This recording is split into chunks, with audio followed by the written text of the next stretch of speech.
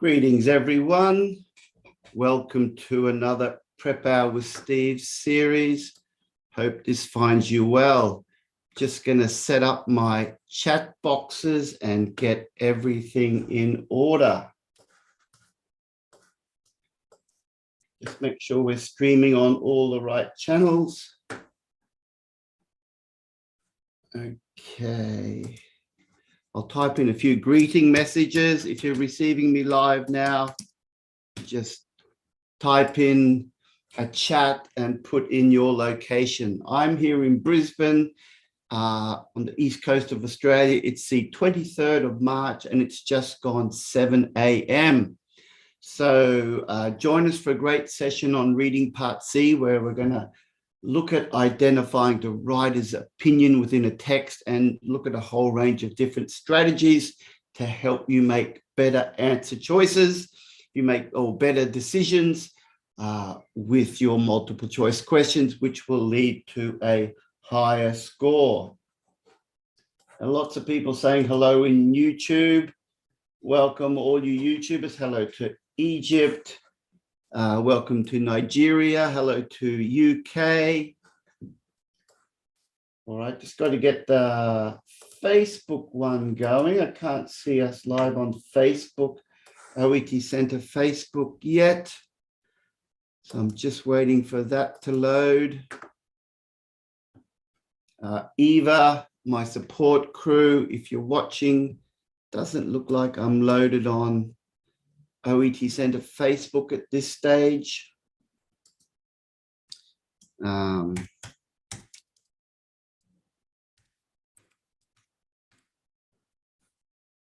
See how that goes.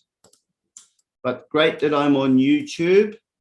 Also, hello to Algeria, hello to Turkey, lots of different locations. All right, looks like there's a problem with the, let me just refresh my Facebook page, everyone. 1 sec, please, and we'll begin.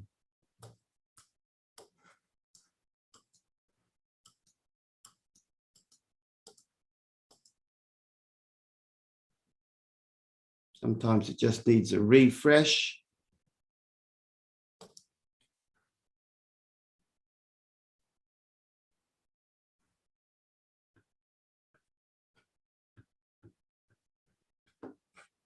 Still not getting my Facebook stream there.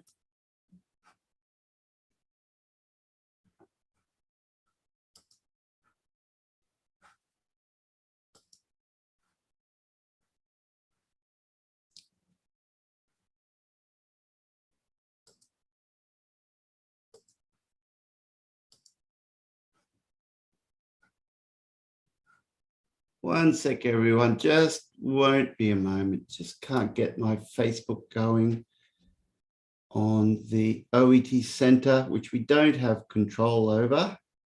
Let's have a look one more time.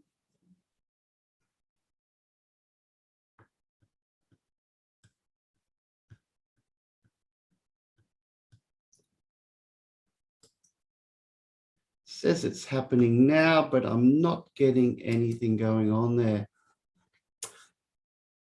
All right, we'll go from YouTube, everyone. Anyone who's on Facebook, I'll just put a link and tell them to go to YouTube. So just 1 sec, I've just got to tell people where to go. Eva, if you're watching, you might want to do that. Just put a link in the Facebook page, OET Center Facebook page, and tell them to go to YouTube. All right. Send me a text if you've got that message. Okay. We're organizing lots of things, everyone, but I think we just get started, shall we?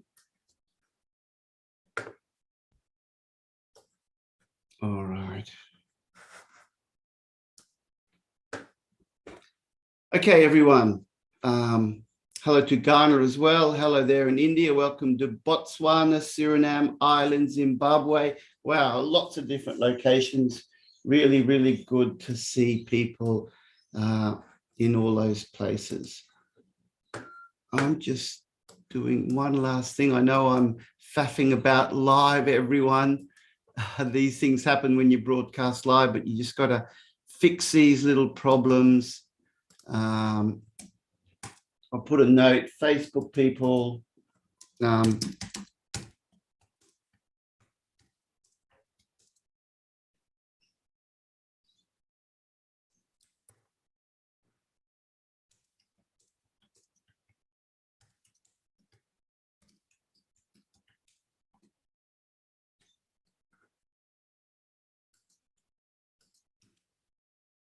Okay, I've just left a little message for everyone there.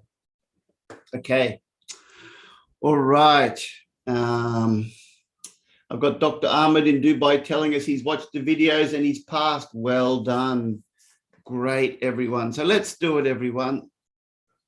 So we're doing part C, right? Very tough part of the exam. If anyone has any opinions about part C, just share that with me now. What do you guys think about part C, reading part C? Just type in your comments. I think it's the most academically challenging part of the exam. And you've got 2 texts. They're going to be on healthcare topics, as you can imagine, because it's OET. And it assesses your ability to identify meaning and opinion of the writer very commonly. And that might be embedded in the whole paragraph. There will be about 800 words each text. You've got approximately 35 minutes to complete those 2 texts. And if you average that out, it's about 2 minutes, 15 seconds per question. But honestly speaking, some questions you'll find you'll be able to answer perhaps more quickly. Other questions may take a little bit longer. It is multiple choice, 8 questions per text, and there are 4 multiple choice question options, which we're going to look at. And there are 2 types of questions, opinion and main idea questions. That's the majority. Probably 6 out of your 8 will be like that, maybe even 7. There are also vocabulary and phrase questions. We're not going to look at those questions today. There's normally only 1 or 2. We're really just going to focus on our main idea questions. A few comments coming through. Sunny and Mary are both saying it's hard. Yep. And very tricky, says Gertrude. Maria says most of the time you have to read and analyze. Yes, you have to analyze. I agree. And we're going to look at those analytical skills. And Ito says how to identify the correct answer. Yes, there's many aspects to that. So let's start looking at that. Nathalie says, it's the worst, and I normally only get 4 from 8, sometimes 5. True, and you need to get 6 out of 8 as an average, really, because the one thing about reading, it's a total score of 42. Reading part A is 20, reading part B only 6, and reading part C has the remainder, 16 questions. You've actually got to be consistent in all to get that overall 32. You got to get above 30 basically to get a B. So you can't really have a weak area when you want aiming at a 70% success rate. So well worth putting in the effort to build those skills. Okay, and it's also mentioned that time management is important. I agree completely. Time management, very important. Okay, so critical thinking, everyone. What is it and how can we apply it? Well, the 3 main things that you need to be doing and the components of critical thinking are, number 1, analysis. You really need to analyze those answer choices and then look at your text and try to find the bridge, the link so that the answer choice and the text match. You'll be looking for synonyms to do that. You'll be looking for similarities of meaning, main ideas, but really comes down to synonyms there. And an eye for detail, so you pick up on all the clues. There will be clues that tell you where an answer is, but it's that analytical skill that will help you find those skills. So very, very important. Second one, logical reasoning. Now, when I say logical reasoning, what I mean is, this is an exam for health professionals. So you don't really want to choose answers which conflict your own belief, training, studies as a health professional. It's a medical exam, so answers should seem logically correct from your viewpoint as a health professional, right? So we've got gray matter up there. You use it to help you make decisions, right? You might have an inner voice giving you a warning. Beware of this choice. Look deeply, check the other ones. Listen and trust your inner voice. It can be a good friend. Unfortunately, that inner voice can also sometimes lead you astray. So you've got to be careful with that. Lastly, but not leastly, engagement. Now, engagement, particularly with the task question, you need to look at the question stem and what is it asking you to do, or what do you have to answer about that paragraph. So really engage, rephrase the question in your mind, make sure you understand it. When you're reading the text, read to understand. You've got to understand that text. Despite all the strategies we will talk about today, the very best strategy is understanding the text. That's number one. And then that is supported by different strategies to help you rule in and rule out certain answer choices. Okay, let's continue. So firstly, I just want to get a little bit strategic and looking at red flags. Now, in health, when you're taking a patient history, you might be asking them questions, and there are certain red flags that tell you perhaps something to be aware of, right? Or a warning sign for a particular medical condition. Well, red flags here I'm talking about, slightly different but similar concept. Red flags are certain, by looking at the wording of certain answer choices, you can get a little bit of a sense that it may not be correct, right? Now, when I say may not, I mean there's a possibility it will be wrong. And nothing's 100% in language exams. I prefer to use a 75% rule. Certain answer choices may be wrong 75% of the time, but there will be 25% when, even with that wording, it could actually be correct. So things to be aware of: change the subject, right? So sometimes you will get an answer choice where everything in the answer choice is correct, but the subject is wrong. And the example of that is patients are concerned about side effects. Doctors are concerned about side effects. The correct answer may be that patients are concerned about side effects, but what the person who wrote the test, what they've done is they've just changed one word. Instead of saying patients, which could be the correct answer, they've changed it to doctors, and that makes a wrong answer. So sometimes that happens. It's just a different subject, but the remainder of the answer choice is correct. So it's only one word in that sentence, in the answer choice, that makes it wrong. All right, so you've got to be alert to that. Easy to overlook if you're not careful. So that's being really analytical when you read. Now, comparisons, more than or less than something else. Comparisons are sometimes correct, but often they're a little bit simplistic and a little bit fact-based for this test. For example, the side effects of medication X are worse than medication Y. If I see an answer choice like that, I'm going to go, I don't know. It doesn't sound like a summary of the whole paragraph here. I want to find something a little bit deeper, some sort of opinion, rather than a simple fact like that. So something a little bit more complex. So be wary of comparisons. Another thing to be aware of is things which can increase or decrease. So a lot of answers describe an increase or a decrease. There has been an increase in side effects from medication X. There has been an increase, right? Again, it could be true. It could be a true fact that you find in your answer choice, but not necessarily the main idea or message in the paragraph. So things that describe increase and decrease, they're very tempting answers because they're concrete.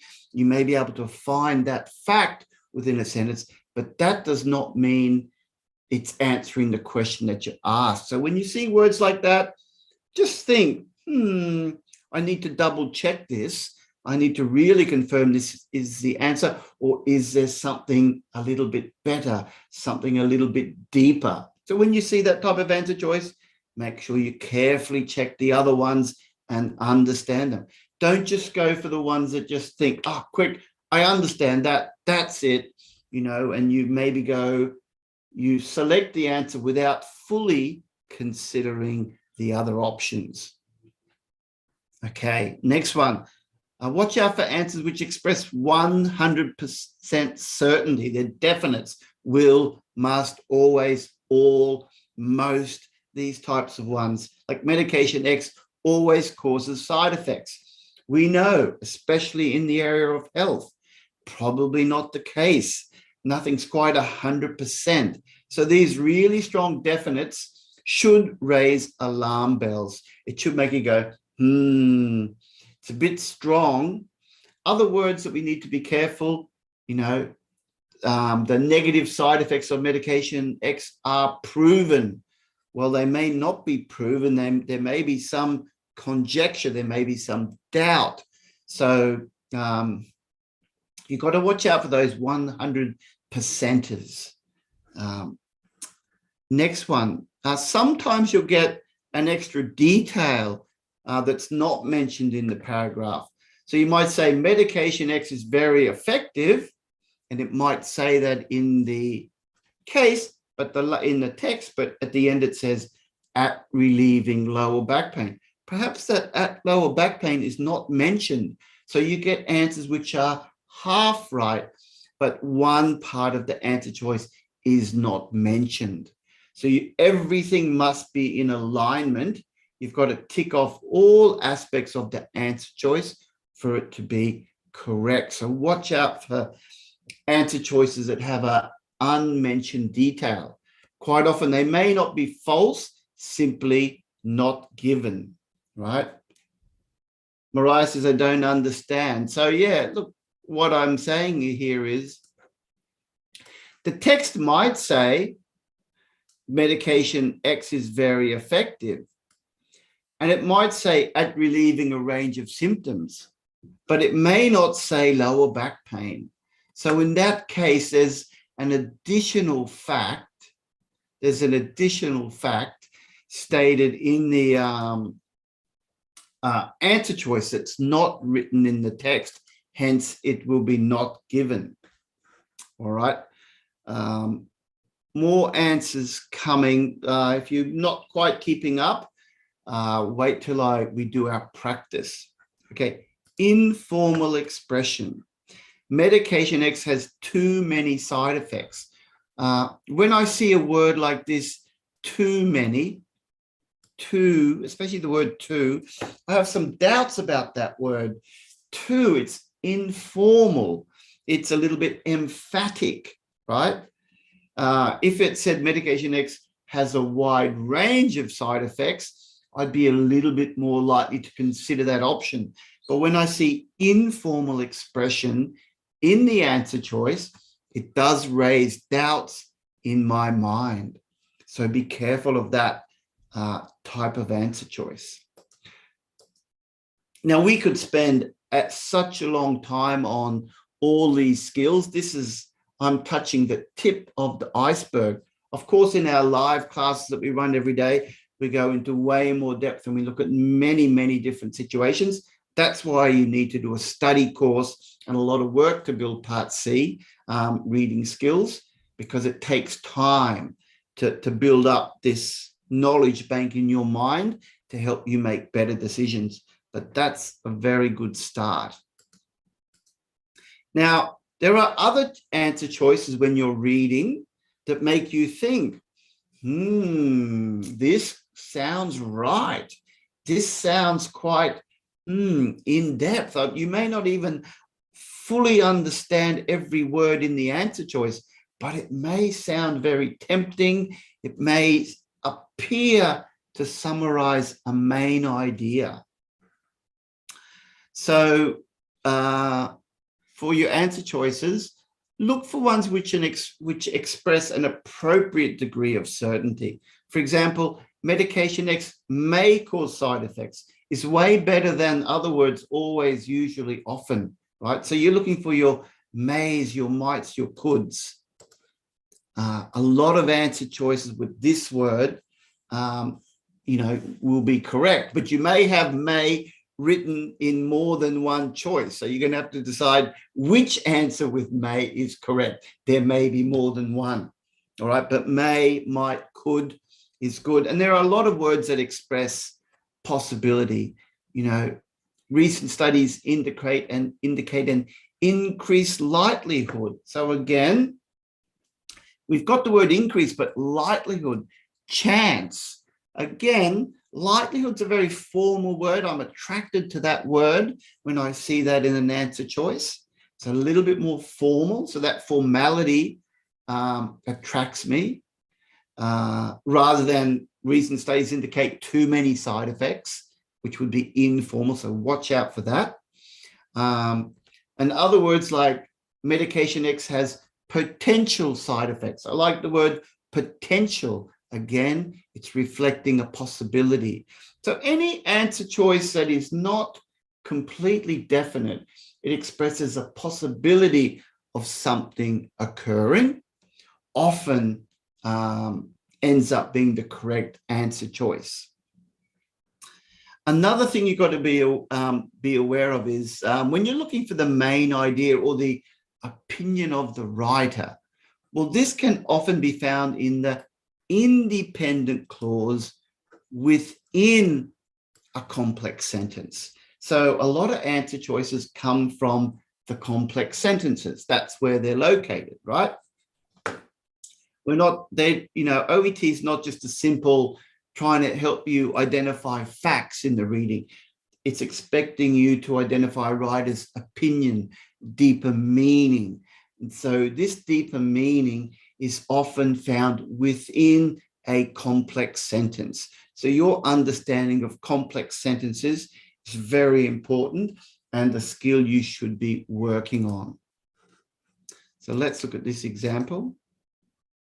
While medication X may cause mild side effects, the potential benefits should not be ignored.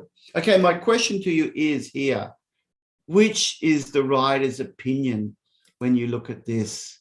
What's the writer's opinion, everyone? Is it, and I'll just bring the color up, is it medication X may cause mild side effects, or is it the potential side effect, the potential benefit should not be ignored?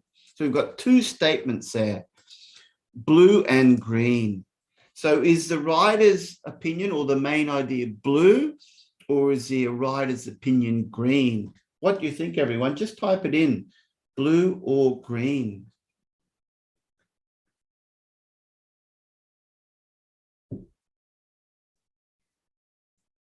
Blue or green?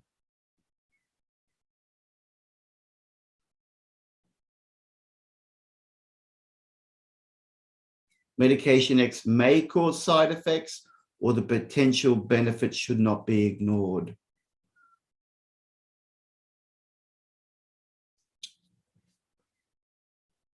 Yep, getting a lot of, everyone's going the green. Yes, you're right, everyone. It is green.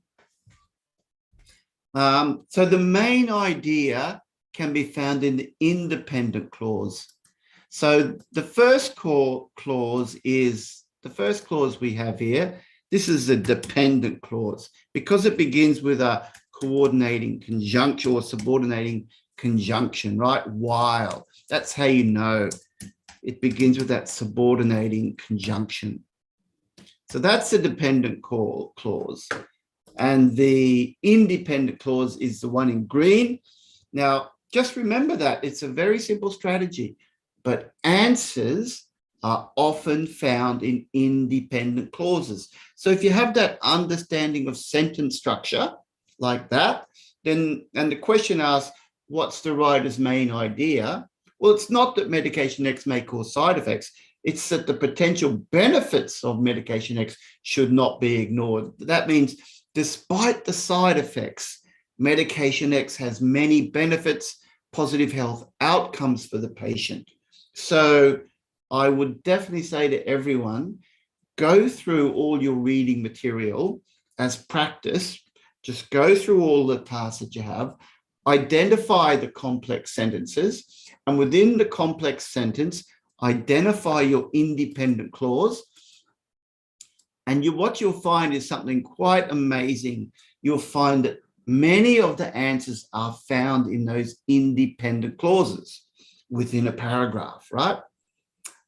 So really add that to as one of your strategies. Very, very important.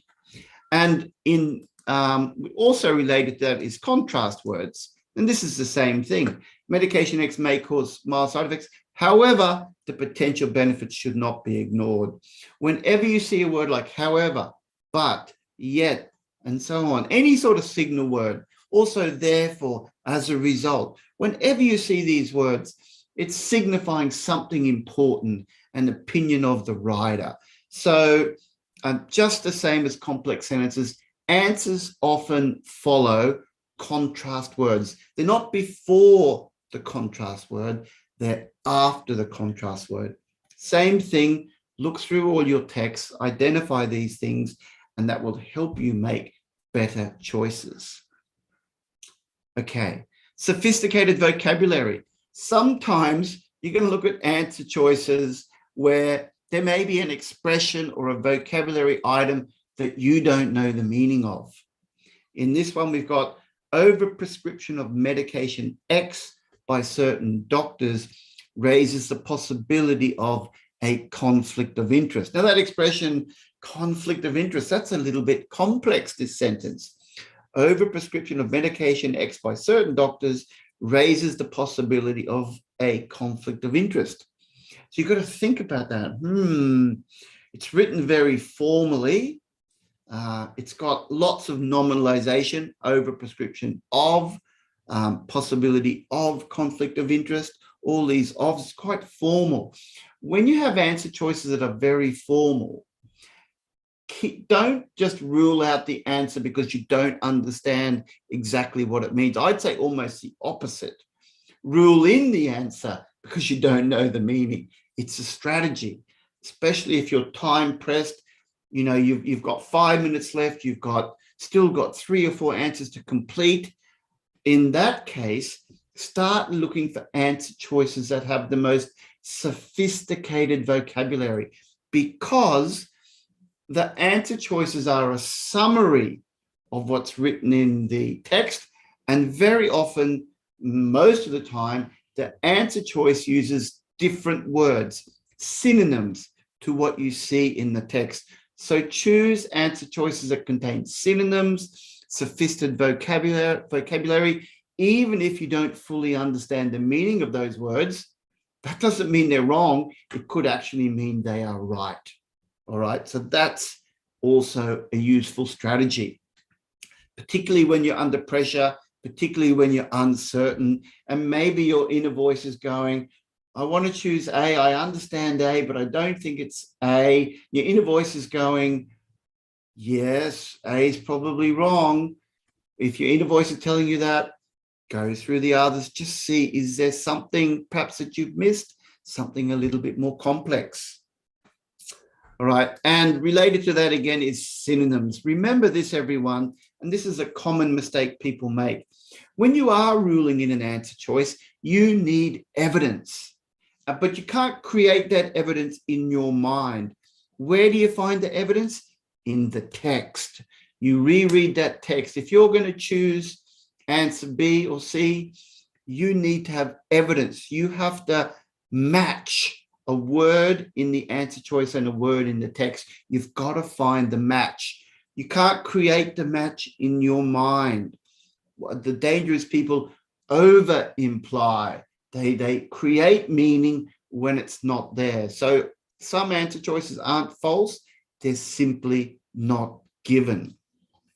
So yes, when you're ruling in an answer choice, find evidence to make sure you're correct. Concrete, cold facts, it should be there for you somewhere in the text. You just need to find it. And then when you have that evidence, that can give you confidence to make that right choice. Okay. All right. Now that's just the beginning, everyone, of critical reading skills. We could go on and on. There's a lot to consider, but let's see if we can apply a little bit of this, everyone. So we'll start with the Qta method. Qta, really useful technique for reading part C. That means read the question stem, then your text, then your answer choices, right? In that order. So about 15 seconds to read the question stem is a good idea, so you understand it. Then allow about 1 minute to read the paragraph. Have your pen in hand, and as you read that paragraph, underlining keywords and your complex sentences, identifying what's going on, picking up on the important elements, considering how the argument is being built. So read the paragraph to understand, then go through each answer choice one by one and start matching, ruling in and ruling out the answer choices, and then find that answer that matches best. About 1 minute. There is time pressure, but if you're experienced, you've been studying hard, you should have sufficient time to help you make those choices. Okay, here's our first one, everyone. Question 1. So we read that the case of Lucy Smith highlights the fact that food allergies. So our key word here is the case of Lucy Smith highlights. Highlights, it stresses, it emphasizes the fact that food allergies. So it's going to highlight something about food allergies, but we don't know what. Let's read it, everyone. We'll read it together. So we read our text. We're not looking at the answer choice yet. Okay, I'm going to underline as we go along. Lucy Smith was strolling through Canberra last July. Within moments, she couldn't stand, gripped by pain so severe she feared she would pass out, the first sign of paralyzing diarrhea. Okay, that's describing a dramatic event there. Here it is. This dramatic episode turned out to be caused by a newly acquired food allergy to red meat. All right, so it's an allergic reaction. Food allergies affect 1% of the adult population.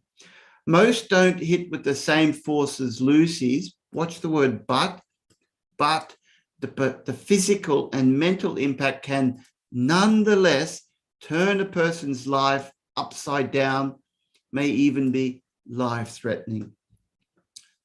Lucy deduced that she was allergic to red meat, one of the less common allergenic foodstuffs. Only after several further attacks of varying severity was her suspicion eventually confirmed by a specialist. Okay, so we've read about Lucy's case. She's had some sort of reaction, severe reaction to some food product. So what is being highlighted here? Let's look at our answer choices, everyone. So, may be difficult to diagnose in certain people. Now I'm going to go through these. If you think you know the answer, you're welcome to put it. May be difficult to diagnose in certain people. Does it say anything about difficulty in diagnosing? It says Lucy deduced that she was allergic to red meat. Only after several further attacks was her suspicion eventually confirmed by a specialist. But does that match? It does say, was her suspicion eventually confirmed? It does say only after several further attacks, but does it say maybe difficult to diagnose? Is it highlighting that? Possibly this is true, but is that the highlight? Are relatively rare, and I'll bring that up. It actually isn't. So this could be true, but it's not the highlight. Bit dangerous, that one, isn't it? B, relatively rare in the adult population. Well, it says food allergies affects 1% of the adult population. Sure, but so that's relatively rare, but it's only one sentence and it's written just as a fact. It's not mentioned again. So I would say, again, it's not the highlight of the case. Sure, that information is there, but that's not the main idea. Can cause debilitating symptoms. Well, we definitely know gripped by pain. Or let's look for synonyms for debilitating. Gripped by pain, paralyzing diarrhea, passing out, turning her life upside down, life-threatening. I can find a lot of synonyms for C. Can we see all the synonyms? It's C, everyone. So it's all about the synonyms there for debilitating. And notice the key word here. Debilitating is the word. It's a difficult word, right? Maybe you don't even know this word. If you don't learn it, it's a very important word. You do know symptoms, though. That's the answer. And D, often require urgent treatment. Well, for me, the biggest issue of this is the word often. If I said may require urgent treatment, well, it would probably be to a degree correct, because if it's life-threatening, on some occasions may require urgent treatment. We know about allergic reactions, right? So the word often is a big problem for me here. When I see the word often, I think often is often wrong. Think about that. All right. A lot of people went for C there, the odd D. So if you went for D, no, be careful of the word often. All right. So it's analysis. Well done, everyone. Let's go to the next one. So that's the highlight. Okay. Now this one says, what point is made about food intolerances? What point? That's what we're looking for. So again, who makes the point? Well, this is a writer's opinion question. What point? The writer's a point. What point does the writer make about food intolerances? Let's read it. An allergy, according to immunologists, is the immune system overreacting to a substance that would ordinarily be considered benign, usually, that would ordinarily be considered benign. However, watch this word, however. However, the term allergy is used more loosely by the general public, all right?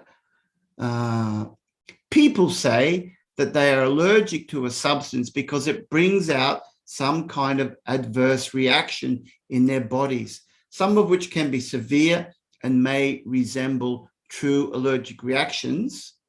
And we got a but unless the immune system is directly involved, experts categorize it as intolerance. So this is important. This is the opinion of the experts. It's an intolerance. We got the word unless. This is a complex sentence, everyone. Unless the immune system is directly involved, experts categorize it as an intolerance. Constant sneezing, itchy eyes or throat, and inner ears, asthma, rashes, diarrhea can all be signs of food allergies. That's an example of allergies. Intolerance can bring on similar warning signs, as well as things such as headaches, bloating, and general lethargy. Over time, watch out for your signal words. Over time, some allergy sufferers lose weight because there are so few foods they can eat. That's a problem. Of course, the social implications are huge too. Eating is a major social event. Wow, very long paragraph. What point is made about food intolerances? Well, quite a few points are made in this paragraph. We've got to find one that matches. Let's look at A. Scientists continue to disagree about their root causes. So when I read this, I am looking at this. Scientists continue to disagree. Well, I don't remember reading anything that they continue to disagree about the root cause. It wasn't talking about disagreeing. They were just talking about just comparing and perhaps a misunderstanding between allergies and food intolerances. But I can't see continue to disagree. So we'll rule that one out because there's no synonym there. B, the symptoms are indistinguishable from those of allergies. Well, it does say some of them can be severe. These are the reactions and may resemble. So our question is, does may resemble equal indistinguishable? Does it match? The simple answer is no, it doesn't match. May resemble, no. They have similar warning signs. The word indistinguishable, that's the one that doesn't match. So it's wrong. Now, people here are going for C's and D's, I can see. They can have an unpredictable impact. A lot of people are going for C. They can have an unpredictable impact on the person. So we're looking for unpredictable. Well, they talk about all the symptoms. Sneezing, we had a lot of symptoms for both of them. We're looking at food intolerances, though, not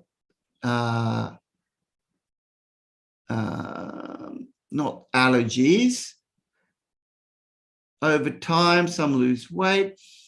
I can't see where that would be considered unpredictable. I'm not really happy with that one. And D, the distinction between them and allergies is not widely appreciated. A lot of people went for D. It is D. And look at the clues, everyone. The answer came after however. It came after however. However, the term allergy is used more loosely by the general public. So that means the distinction, the difference between them, food intolerances, and allergies is not widely appreciated. So you've got to understand, is not widely appreciated, is not well understood, because they use the term more loosely. And that's an example. The rest of the paragraph is an example of that statement. So beware of answers which follow however. That's the link you've got to make, everyone. Crystal clear? Does that make sense? There's your answer. And it came after the word however. It's not a surprise. All right. And this is a deeper meaning. The distinction is not widely appreciated, right? That means people are unaware. It's deeper meaning. That's the one you want. All right. Next one. In the first paragraph, what is the writer's attitude toward the new program? Okay, we're looking for an attitude here. So that's your key word. What's an attitude? It's the way that you think. It's your belief.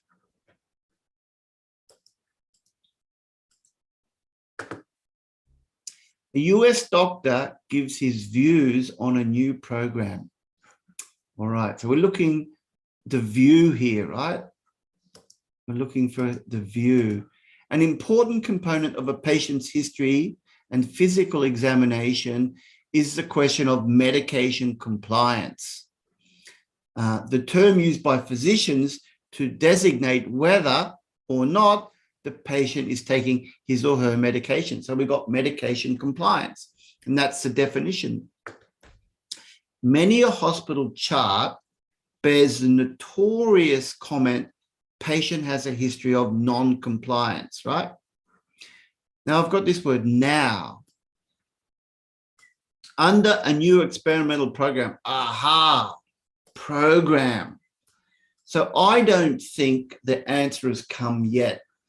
I think the answer is going to be below this because we have a word that we've found.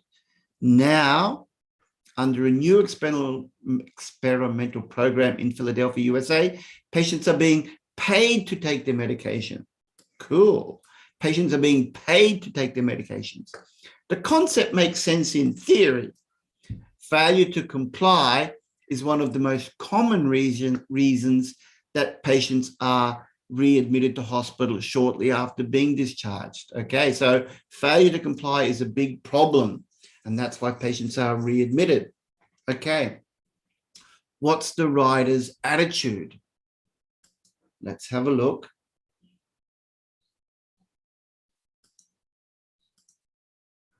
He doubts that it's named correctly. Well, I didn't see that mentioned at all. I couldn't see that, so I don't think that's the answer. No name even given. It's just an experimental program. He appreciates the reason behind it.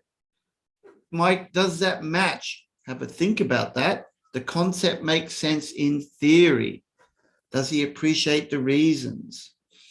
I'll put a little question mark on that one. He's skeptical about whether it can work. He's doubtful. I didn't see any doubt on that. He's skeptical about whether it can work. Well, he said it makes sense in theory. So that doesn't seem skeptical to me. It means he understands it, right? So I'm not going to put C, but we'll talk about that. It's not given in this paragraph.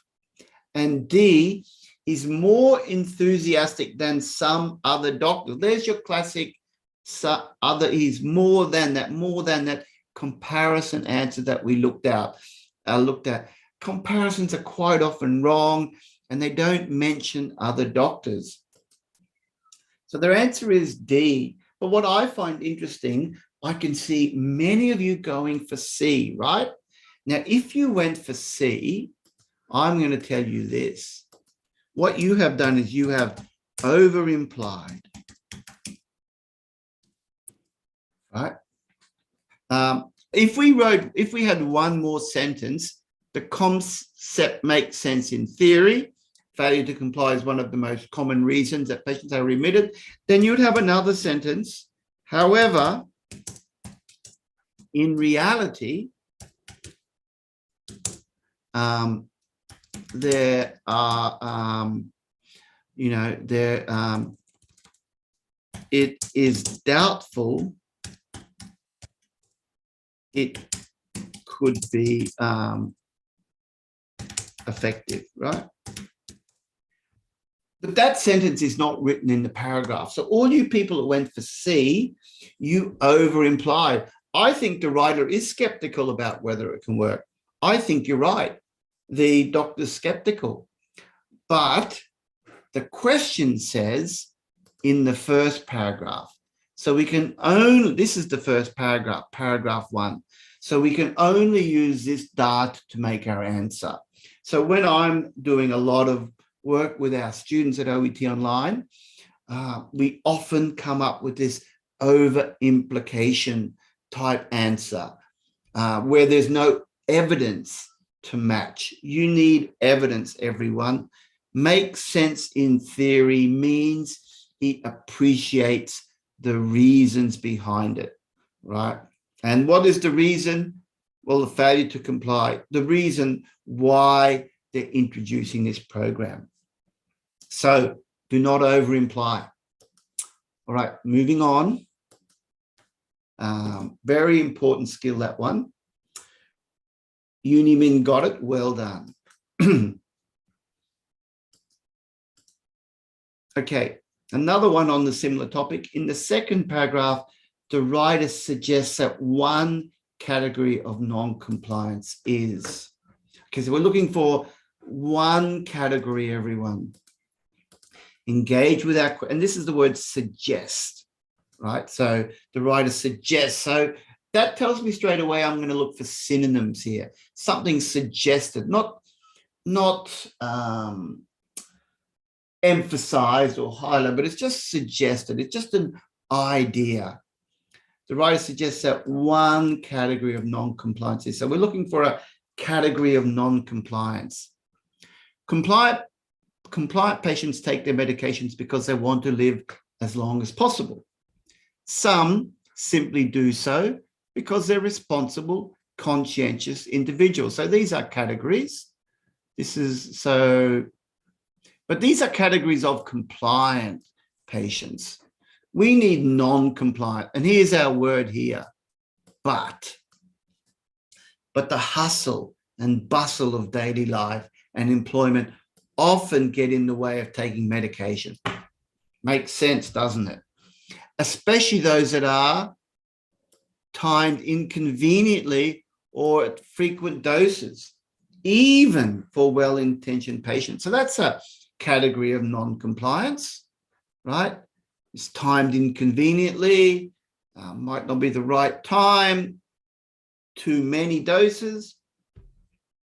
For the elderly and the mentally or physically impaired, US insurance companies will often pay for a daily visit by a nurse to ensure a patient gets one set of the most vital pills. So again, maybe mentally and physically impaired is an area of non-compliance. But other patients are left to fend for themselves. You're on your own. And it's not uncommon these days for patients to be taking a considerable number of vital pills. Well, that's an interesting fact, but it's not an area of non-compliance. So let's check it out. One area, elderly patients who are given occasional assistance. Well, it mentions them. One area, they will often pay to ensure they get it, right? That is an elderly patients who are given, do we know it's occasional? Often will pay for a daily. Is a daily visit occasional? Is my question to you. Does it match? Do your synonyms match? They get a daily visit. Is that occasional assistance? I have a doubt about that. That's more like regular assistance. So that's wrong. Patients who are overprescribed with a certain drug, well, they don't say overprescribed, do they? They talk about frequent doses, but it's not overprescribed. That's a negative thing. So there's no mention of that. Pills are important, right? So not mentioned. Busy people who mean to be compliant. That sounds like what I read after the word but. That sounds right, doesn't it? So we put our question mark there on exam day because we think it might be the answer. People who are by nature wary of taking pills. Does it really mention that? People who are wary. I mean, there are definitely, that's a category. They don't trust it, but is that written there? And the answer is not given. We know that's a category. You know that's a category. We all know people don't like taking pills, right? But, and we do have, look at this writer, we do have the expression by nature, but they're conscientious individuals, not conscientious, no, skeptical individuals by nature. So the answer is C. And what's our synonym? Busy people, hustle and bustle. Do you know that expression? Hustle and bustle, we're busy. And well-intentioned, mean to be compliant, right? Even for such well-intentioned people. So that is one category. It matches. All the ducks line up. And again, came after the contrast word but. So there are two buts so in this sentence. So you've got to decide which one is most relevant. All right, so that's that one. Now, Nor's made a comment. Steve, can you discuss new reading instead of old reading? Certainly, Nor. We're doing new reading topics all the time. Come and join one of our classes at OET Online, and you will find a plethora of new and interesting tasks to study. But what I'm doing now in the prep hour is giving you your foundation skills to be able to deal with the right answers and have that ability. So this is all foundational, right? Because it's the strategies that's key, and you apply this to your practice. What does the writer say about side effects of medication? What does the writer say about the side effects of medication? So again, it's an opinion. What do they say? This is our last one, everyone. Not uncommonly, patients will say, I Googled it the other day, and there was a long list of side effects. That's what the patient said. But a simple conversation with the patient at this juncture, watch out for your butt, can easily change their perspective. As with many things in medicine, it's all about risks versus benefits. That's what we physicians are trained to analyze. And patients can rest assured we'll monitor them closely for side effects and address any that are unpleasant, either by treating them or trying a different medication. Okay, so we've got the patient's theory. They Googled the side effects, and then it's saying what the doctor should do. A simple conversation with the patient at this juncture, at this point, can change their perspective. All right, let's look at our answers. Doctors need to have better plans in place if they develop. Interesting, better plans. So that implies that the plans of the doctors aren't very good right now. And there's nothing saying about current plans not being good. I don't really think it's common to criticize existing systems, especially if they're working. So the word better, it's a comparative. Always skeptical about that type of answer. So we rule it out. B, there is too much misleading information about them. That's the word too much we mentioned before. Too much misleading information. Well, it does say it's a tempting answer. They Google them and they got a long list of side effects. I think B is true, right? I think B is true, but it's not what the writer said. This is what the patient said. It's the wrong subject, right? So this is what the patient believes, and too much is informal. It's not really what the writer is saying. Rule it out. That's a tempting answer. I think many people would choose this answer, but it's not what the writer said. Commonly, patients will say that's a change of subject type of question. Okay. C, fear of them can waste a lot of unnecessary consultation time. Well, that's not really the focus there. It doesn't really say it can waste all that time. And everyone's gone for D, and you're right. Patients need to be informed about the likelihood of them occurring. So it says there, the likelihood. Again, we looked at that word early, didn't we? Likelihood, quite a formal word. It means possibility. Patients need to be informed. And how are they informed? Simple conversation. Need to be informed. That's the passive. Patients need to be informed. Doctors inform them. And then the patients, it says, as with many things in medicine, it's about risks versus benefits. Likelihood is the risk. And that's what we physicians are trained to analyze. And then you give the reassurance that you'll monitor them. All right.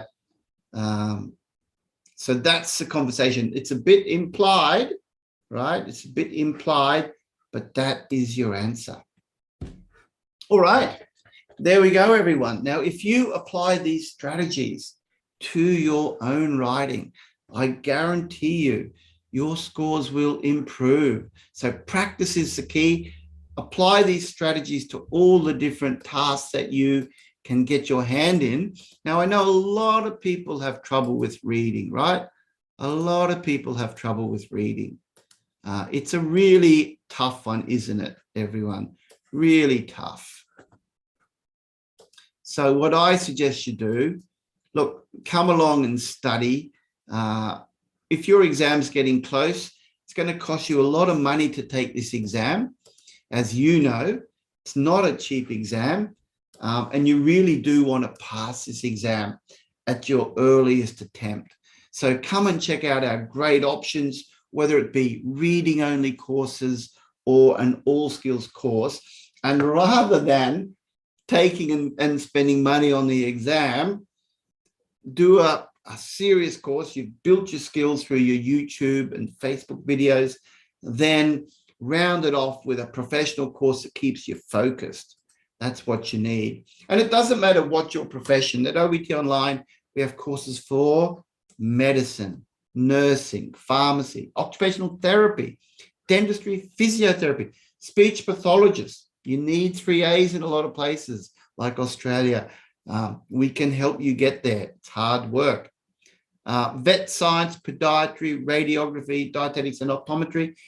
All of those, we have exam quality material for each profession. And OET Centre, we're the only provider, everyone, who's fully endorsed by the OET Centre. That means we work together with the OET Centre and their education team to make sure that our qualities reflect what you will face in the exam. And in terms of time, everyone, got a really convenient schedule. We have a bit of a rotating schedule, but we run live classes, 2 live classes per day, Monday to Friday. We have an 8 a.m. time slot in Brisbane. That's every week, week in, week out. And that times nicely with evening in the UK and Middle East, for example, India. And then we have a 10 a.m. slot in the UK. That's a very popular time slot. And we also run classes in the evening in the UK, 6 p.m. to 7:30 p.m. So our classes are 90 minutes long. So we have that rotating schedule so you never miss a class. Of course, our classes are on Zoom. We record them so that you can catch up and study intensely. So Mondays we do grammar. Tuesdays is reading. Tuesday we also have an allied profession class for the allied professions, pharmacy, physiotherapy, occupational therapy, dentistry, and so on. Wednesdays is our speaking day. That's today. There's a live speaking class just starting as we speak. Thursdays we do listening.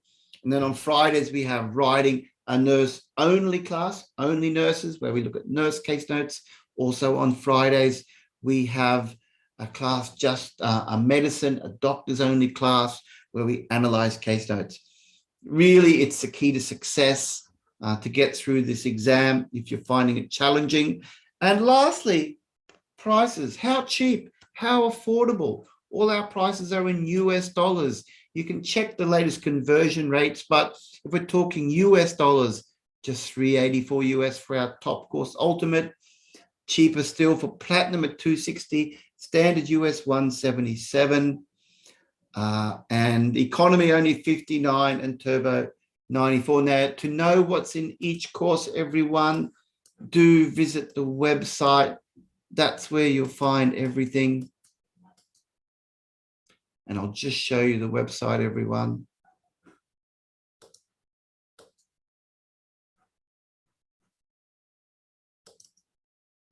There's our website, everyone. And if you're new here, all you have to do is just create a new account, and it will tell you how to do it here. Create new account. There's your link. I'll just drop it in the chat. And that will help you pass this exam. And it'll be probably the best decision you made in your preparation. How does that sound, everyone? Interested? Check the options here. A great team of teachers and support crew ready to help you pass OET. All right. Thanks for coming today. You've been a great audience. Hope this gets you on track. And we'll see you in the next session in 1 month's time. All right. Bye for now.